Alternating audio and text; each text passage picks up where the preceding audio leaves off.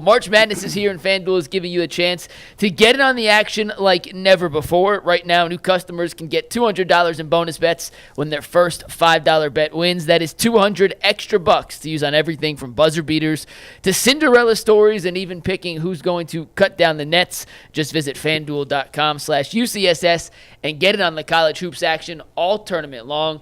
We have a winning ticket today from our guy Darren Smith, who won a 22-part same game. What? Not same game, but same day parlay. Kansas City Darren? That's our That is Kansas City Darren. He took the alternate and slid him all the way down on a bunch of these. Wow. He ended up betting $10 and won $405 on a 22-part same day parlay. He slid all the alternates down, so he was over 3 rebounds, over 4 rebounds. Okay. So he locked in his chance playing to win. the odds, but still, Darren 23. turned $10 into $405. So shout out to Darren Smith. Good job, if you guys have winning tickets, send them in here. We'll feature them on UCSS in the upcoming shows. But today we start with the Cleveland Guardians, guys, who made a ton of moves over the weekend. Steve, you can drop the ticket whenever you want, buddy. No, just drop the ticket. Let's start it now. The Cleveland Guardians made a ton of moves this weekend. They named their starting rotation. They made a trade for a former player, but we'll start with the Tanner Bibee news. They extended Tanner Bibee through the 2029 season with a club option for 2030. And Bull, in the group chat, you said this is a chance to be an absolute steal of a deal. Why do you believe that? I was stunned when I saw the money on this deal. There's like 1% downside and 90% upside on this. I know that 91%. Well, I know that, but there's 9%. It's just fine. You know what I mean? Like it's just even, equal side. Right. Yeah. First of all, let's look at the first 4 years of this contract, which are the years they already controlled him through arbitration. Right. They only extended him for 2. Right. So he's getting $26 million over the next 4 years. Yeah. That's $6.5 million per season for a guy who, if he's healthy, to me at worst he's a number 2 starter. At worst. At $6.5 million a year for the next 4 years.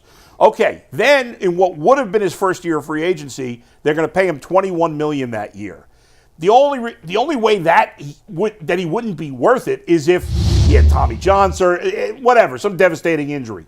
Right. And then the final year is a $21 million option, which if they pick it up, team option, which if they pick it up, it means he's pitching well. So he probably would have gotten way more in free agency. Right. So this is an absolute steal.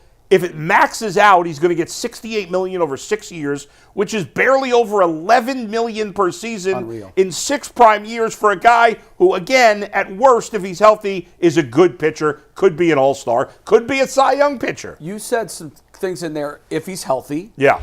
And you never know. That's just with any pitcher. Right. You know. Well, but... And I don't know the data. Maybe Jason, you do, or I think it'd be a great story if The Athletic could help you with the numbers.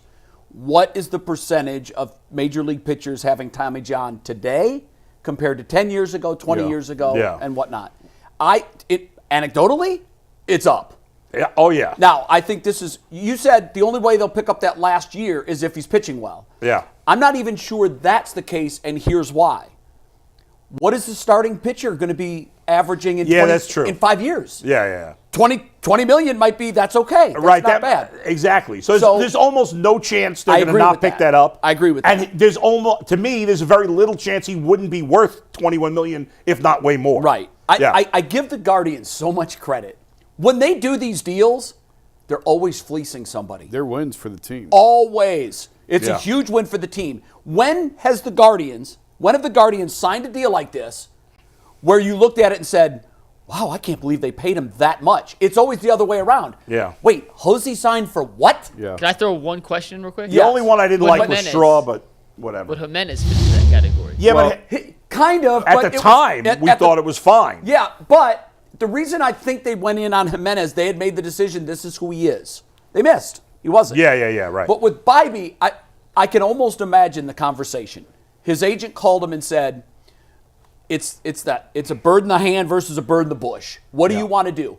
He's got 2 very close friends that are cautionary tales. Yeah. That's exactly it. And that's what did it. He could have been left with Tristan McKenzie's situation.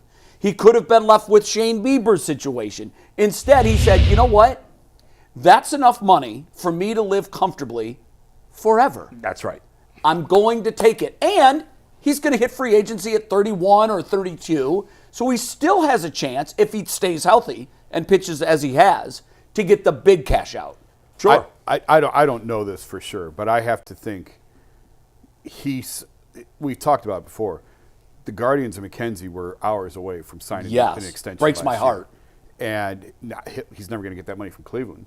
And Tanner saw all that. Tanner witnessed all of that. Yep, he was there. I think that weighed heavily on the decision. And Shane Bieber. Shane as Bieber well. could have signed an extension. Yeah. He rolled the dice. Tanner Bibee, without knowing him, I've talked to him a handful of times. Without knowing him, I'm willing to bet if he took one of those financial advisor fiscal tests to see your philosophy on thinking, he is about as fiscally conservative as you can get. He had a pile of money there. Yeah. There was a pile of money next to it that was 3 times higher. And someone said, you can roll the dice and pretend and hope that you get that, or you can lock in your bet right now. Right. And he locked in his bet. You know, I'm good for him. When we were talking about this last year, I said I don't fault the Guardians. I completely pivoted on this. I don't fault them for never signing another pitcher to a long-term contract. I don't either. And we even said, I don't think they'll do it anytime soon. I didn't think they would. This is They've so proven good, they don't have to. Yeah. But this is so good, you can't say no. Like I said, there's no downside. I mean, I looked it up. Well, the downside is if he has a career-ending injury in April. But right. Okay, now that's a huge downside. That's why I said 1%. No, you're right. I mean, even if it is a setback and he has Tommy John and he loses an entire season. It's all calculated risk. But I looked this up this morning because I was curious about it. We know Matthew Boyd and Alex Cobb, right? Yep. So Cobb got $15 million from the Tigers and made 3 starts last year. Matthew Boyd, in 10 years, has a career WAR of 9.7, and he signed a 2-year, $29 million deal with the Cubs. No. Bibee has a 6.6 WAR within 2 years. He won't get to $10 million until 2028. He won't make $10 million a year until 2028. Yeah, I mean, the other owners are saying, wait, he signed for what? There's a whole other component. Well, the thing I really want to get to is Framber Valdez in the last year was arbitration eligible for the last time this year. He signed for $18 million with the Astros, entering his last year. Right. Now he was the highest paid. If he's healthy, he's going to get a huge contract next year. Huge. Yeah. But my point is, in his last year of arbitration eligibility, he was at $18 million. Now, Bibee was entering arbitration next year. That's why I think this was the last chance for them to get this done. I agree with that. Yeah. This was the agree last with that. because by finishing second in Rookie of the Year, it sped up his arbitration clock. Yep. So this was the last chance. This was the last offseason to get something done. If you didn't get it done now, or they were probably going to have to trade him next year because they usually trade guys with 2 years left, maybe 1, whatever.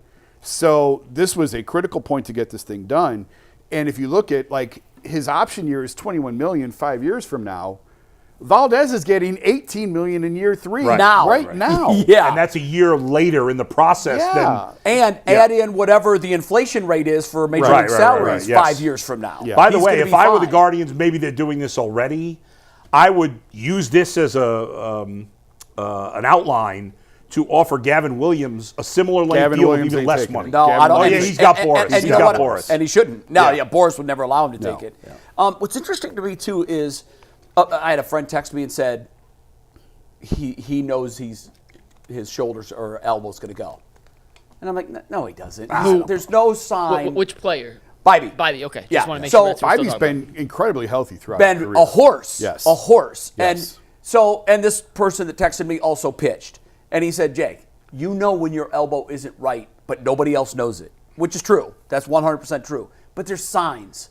And no one else is watching me as closely as they're watching him. Right. Every pitch gets a velo. That's right. Every pitch gets a location. Spin rate. Everything is measured. If there was any inclination at all that his analytics, that his metrics were dipping, Cleveland that would have been a red flag to Cleveland. Sure. Honestly, he does not have any injuries. Honestly, this is going to sound insane. This deal is so good. It doesn't matter if he has Tommy John and he misses a year and a half. It's still a good deal. That's what I'm saying. Yeah. I mean, even if he has to sit out for that time, that's true. It's a great deal. You don't want that to happen. You pray that it doesn't happen. I mean, it's almost inevitable. At some point, more pitchers than not are going to have it. And you're going to miss time. You're going to miss 15 months or whatever it is. But it's and most of these guys, not all, but all of this is a calculated risk. most of these guys are bouncing back as good as or better than they Let were me ask you before the guys this: surgery. if he was to hit McKenzie should have done arbitration it. right now, or free agency, what's his market value? Right now in arbitration, 22-12 career record. I think it's 22-12. Yeah, he would. So I don't think this year would have been as high in arbitration as you think. I think he probably, Yeah, just because of the nature of the his first system. year. Yeah, he's probably okay, but 7 let's But if just he say were a free free agency. agent, like I mean, again, Alex Cobb got $15 million. And what did he do? What has he did, done the last 2 years? tell me, Mike, He's could you look up 22 what? and 12. Could you look up? I wouldn't get this much, but could you look up what Max Fried's contract with the Yankees was? Max Fried with the Yankees signed Yeah. an 8-year, $218 million contract with a They would- $20 million signing bonus. So- Average annual salary of $27.25 million per year. So I think Bieber now Bibee. Remember, he's young, so he would have gotten. If he were a free agent this offseason, he would have gotten probably an Substantially 8-year more. deal. Yes. Worth in the 23, 25 I million. completely think, agree with that. If he were a free agent. And so now consider this. Yeah. And this is what the Guardians have to do if they're going to compete. Yes. Because they're not going to compete payroll-wise. Their best position player and their best pitchers are on as team-friendly contracts as you can imagine. Yeah, their best closer, their best starter, their best Yeah. hitter. It's just they do it again. They need that front to. office. You wonder if we'll see more pitchers do this because of the laundry risk of- list of injuries. Yeah, because the fear of injury. Yeah. Yeah, I think you're right. You know, it's a personal decision. I think the agent has a lot to do with it. I've been told by players that the relationship between player and agent is very simple. The agent provides advice. The player decides the destination, Right. the guidance. I mean, Bieber- but not every relationship is that Right. way. Some players just say, "What should I do?" Especially with Boris. Well, Bieber and Bibee are two very similar cases because neither was a high pick. They didn't get big money signing bonus-wise. Yeah. And They were making minimum. developed. And Bieber, I always said Bieber to me looked like a slam dunk extension guy. And he didn't want, like, they couldn't get it done. And Well, it that was wasn't- because he didn't want to do He it. didn't want. He wanted to get it to free agency, Right. and now you see what happened to him. Yep. And he's going to make his money. Like if he comes back and he pitches well this year, it's delayed a little bit than what he would have. Sure, but he'll get it. But he's still going to get his money. Yeah, but if he comes back and pitches for 6 weeks and he's, pretty good, but Alex not Cobb great. got $15 million off Yeah, 3 starts. And Cobb wasn't the pitcher Bieber was when he Well, got no, hurt. That's not the contract Bieber Of is course looking not. for. But I'm just No, saying. Yeah. He If might. you He. I don't know that anybody's giving him a 5-6 year deal. If he pitches his ass off, they will. If at minimum this year, Yeah. he's getting 3 for 75, 4 for 100 minimum. I agree It with depends that. how well he pitches. I agree but- with that, and I think if he pitches well, that Yeah. number goes up. Someone's always going to pay for it. Yeah. It's pitching, it's frontline starting pitching, But it's he's Cy still- Young caliber pitching. I'm telling you, the Cobb and the Matthew Boyd contracts I keep talking about. those are- they broke my head. But I they're know. Not really. They shouldn't have. If you saw $15 million for Alex Cobb. every decent pitcher is getting $15 million. But that's what I'm saying. But what I'm saying is that whatever we thought Bieber was going to get, he's not going to get now. Not what he was. He's not not going going to to get. He may not get the Freed contract. Well, here's the Yeah. other thing he can do. It was a 2-year contract, right? Yeah. He has the option after 1. Oh, yeah. So here's what he could do. He can explore what he's worth. Yeah, he could. And if the body of work is only 6 weeks, and it kind of feels like that's what it's maybe 8 weeks. Right. If the body of work is short and the performance is mixed, he could always say, I'm betting on myself. Yeah. I got stronger as the year went on. I know that, but they don't. I'm going to come back in 26. I'm going to pitch for the Guardians, and then I'm Yeah. going to break the bank in 27. yeah, that could happen. Then he could get a free deal at that point. He That could could. get a huge Teams deal. aren't scared off by Tommy John anymore. Not anymore. No, Not like no, they that's used to. true. That's Not true. like- not It's like they just used about to. how well he pitches. But in the end, this is a great move for the Guardians. I can't give it anything but an A+. What No, about you guys? I know people are A plus. A++. I mean, and now people are saying, well, who could be next? A lot of people want Stephen Kwan. That's not happening. I don't think it's, although I don't know what. Isn't he past that? I mean, he's so deep into it now. It's almost likely that he is going to roll The the thing dice. with Kwan, though, is if he were a free agent now, he's not getting any big contract. You don't pay for singles hitters. Well, no, he'll never He get wasn't the a single hitter 30 last year. If he adds more on top of that, if he gets to 20 home runs this you year, think he's going to get to 20 home runs? why I don't not? see it. How I don't many, see how him many being did he that hit kind of last hitter. year? What did he hit last He year? had 14 last year. And he missed, what, 6 But, weeks with a Jason, hamstring? Everybody hits 20 home runs in the big leagues. Okay, No, they don't. but if he I gets wish they to, did. if he's hitting I can't believe he didn't hit 300 last Yeah. year. But let's say he hits 300 this year with 20 home runs and steals 30 or 40 bases. That's a big contract. That's a big contract. And Bull, the thing you're forgetting is he's an elite defensive I hear player. you. And he runs the bases well. I just don't think he's going to hit 20 home runs. And guys that don't hit for power don't get paid. What year was he arbitration eligible? What year is he going into? Is this year 4? I think last year I think he was this is year 4. arbitration. Yeah. If this is year 4, then he's into arbitration. Yeah. I don't know. They probably, Gavin Williams, like you said, he has That's Scott not Boras happening. as He's an got agent. Boras. I mean, if Gavin Williams says, I want a deal, you have to do a deal or I'm firing you, then they'll do a Sure, deal. but the odds of that probably you don't hire when Boras you sign to with do that. Boras, when you sign with Boras, there's an expectation that you're going to hit free He agency. told me, That's I just- talked to Kevin Yeah. about this last spring. I said, do you approach them or do they recruit you? And he said he tried going with Boras and they wouldn't take him at first. And then when he went, where'd he go? He was in Vanderbilt. Where'd Gavin Williams pitch? East Carolina, one of the Carolinas, wasn't it? I don't remember. Coastal Carolina. After one of his really good college years, then they came back to him and said, "Okay, we'll take you." So there's a waiting list to get on the Boras. Well, list. how did Austin Hedges get? He went to East Carolina, Boras? by the way. Yeah, I was right. East Carolina. Well, I don't know. Hedges is a Boras client. His brother lived next to it, Boris's uncle growing up. They were best friends, and he said, if your kid ever gets it, there's got to be some kind of backstory there. The Guardians have made very clear through their actions they are not about this. We're going to sign guys before they prove it.